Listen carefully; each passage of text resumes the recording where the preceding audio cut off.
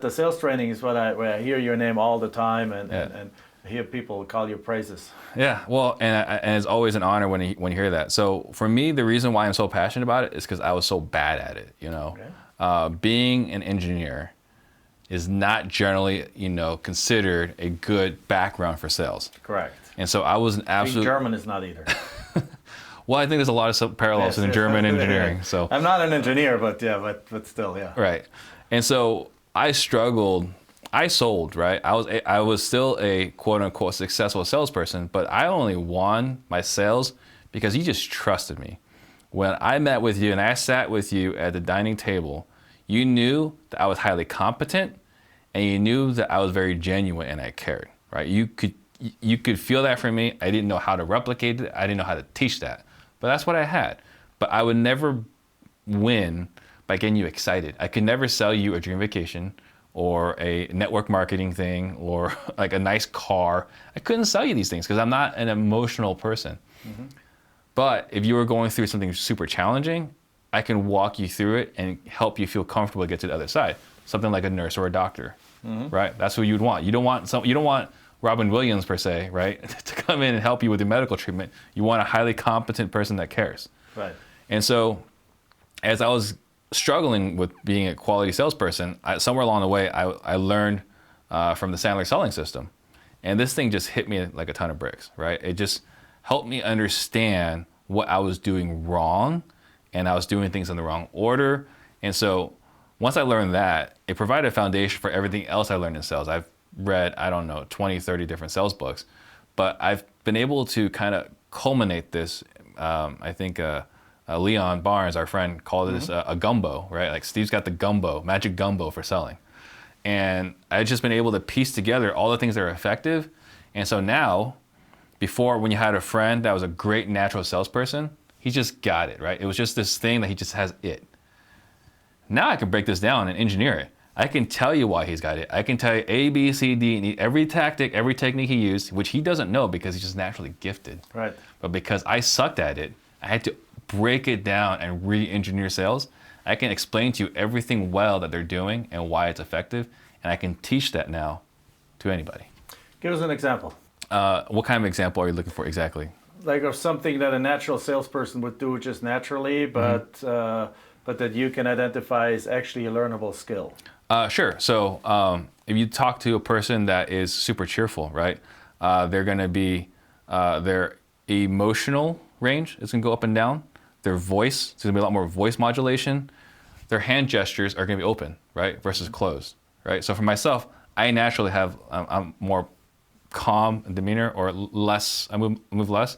But if I want to inject energy, I'm just going to be louder. I have more voice modulation, and my hands are going to be open, right? Because this generates more trust, right? So it's these kinds of things that when you're talking to a person like this versus a person that's like this, right, which you and I are doing naturally, yeah, you're going to generate more as an open person, right? I can connect like this though.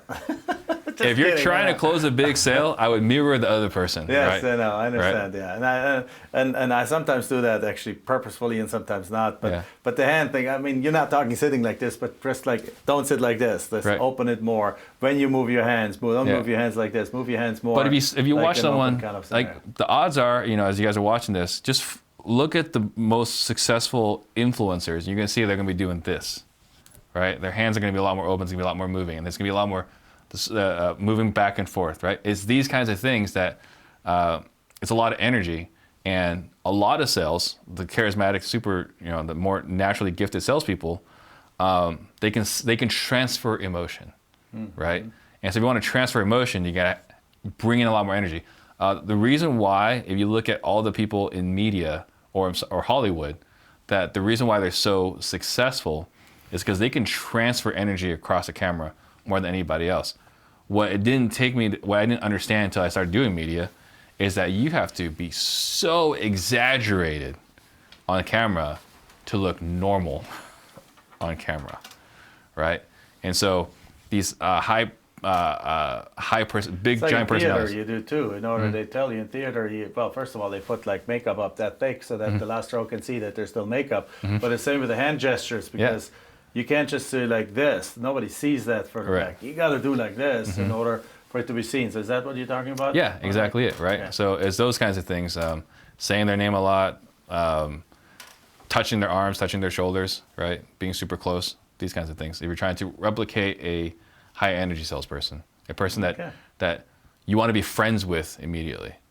So you put this down, and now you put it down almost like a gumbo or a formula. When a gumbo, in my mind, sounds like stuff is all over the place and it's moving. But in your case, it's more like we talked about that initially. You were doing things in the wrong sequence. Right.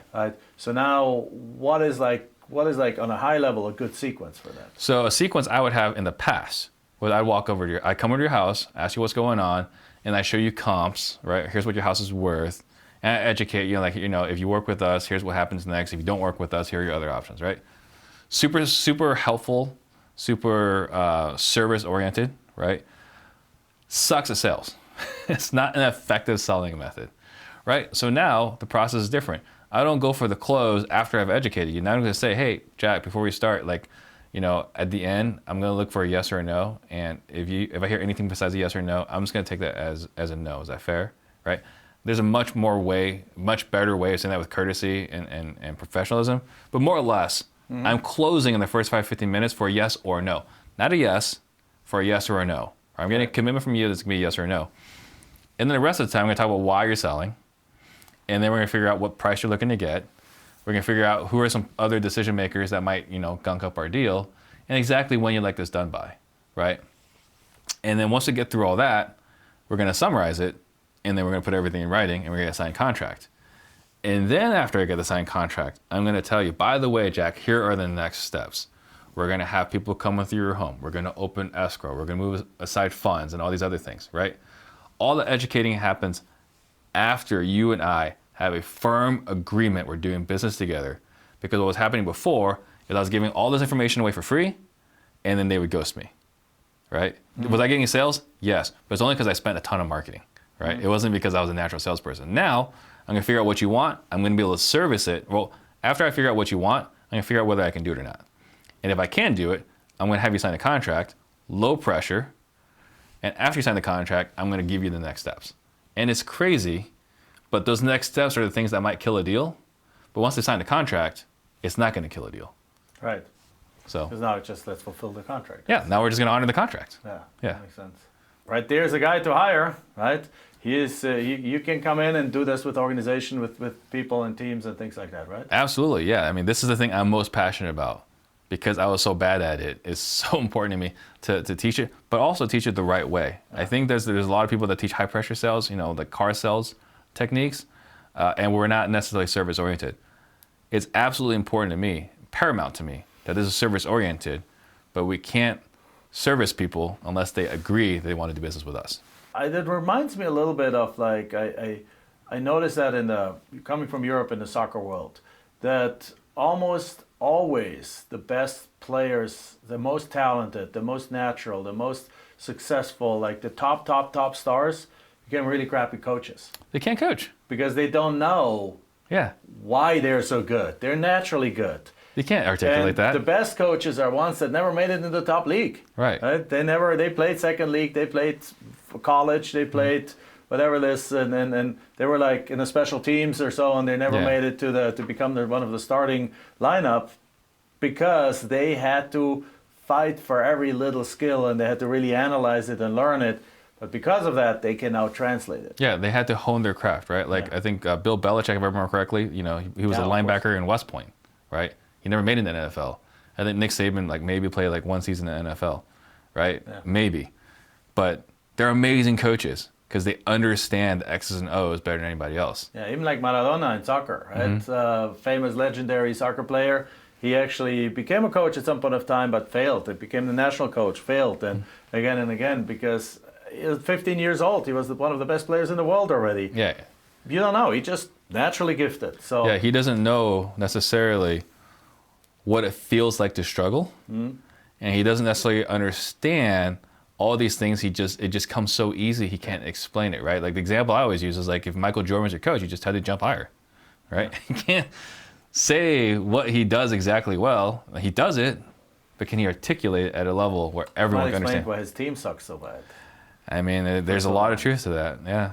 what would you like to leave our audience with? What is kind of like, what's your, if you look back, let's go that way for just a second. If you look back into all the things that you've done right now, and all the things that you started, that you shut down, that you put energy in, that you take energy out, that you currently spend energy in, what is there something that stands out as kind of a success recipe for it, or a recipe not just for success but also for fulfillment? So I will take two different things, right? So the fulfillment I'll do second. So the first thing is it takes a lot of grit, right? Right. We say ego, and ego is generally associated with a negative connotation. Like that person's got a big ego, but you need a strong ego in entrepreneurship to be a business owner, because if there's one thing that's consistent is that you're going to screw up, right? You're going to make mistakes almost every single day, right? You're going to say something maybe you didn't give enough thought, and you might have said something carelessly, right? Or you say, guys, this is what we're going to do. This is the future, and it's completely wrong, right? We're going to go after this. Just happened to us. Yeah, we're going to go after this account. Doesn't work out, right? They already committed to somebody else. So there are no shortages of failures. And so, being able to start, fail, try again, recalibrate, I think it takes a good amount of grit and be able to handle adversity. So I think that's the first thing. That if there's anything I can teach or preach on, is that. Second thing, fulfillment. I love watching people win. When I started, it was all about me, right? How can I live the life that I want, right? And that was pretty consistent until I started my brokerage. And when I started my brokerage is when the first time I started bringing people in and helping them with their businesses. And once I saw people winning, right? You bring in people that are making $30,000 a year as a server, and they walk out making $300,000 a year. That feels really good. So for me, talking about the sales training, it's impactful for me because I see people's lives changing. So for fulfillment, there might have been something good about after all about the brokerage, right? Lots of good things happen with the brokerage. It changed your outlook on how you want to operate in business and life, right? Yeah, it was what's that Scrooge, right? It's Christmas Carol. Yeah. Right. I had that was my Christmas Carol moment, but I didn't have to become a realtor, right? Like eventually I would have figured that out. Right. Being a realtor was still not the right decision. And then, as a final message, one thing I've been preaching on is I talk about create 100 millionaires. And Elias on my team challenged me, like, why 100 millionaires? And it took me a while to figure this out. But, a lot of what I do is I want to preach the gospel of entrepreneurship and capitalism.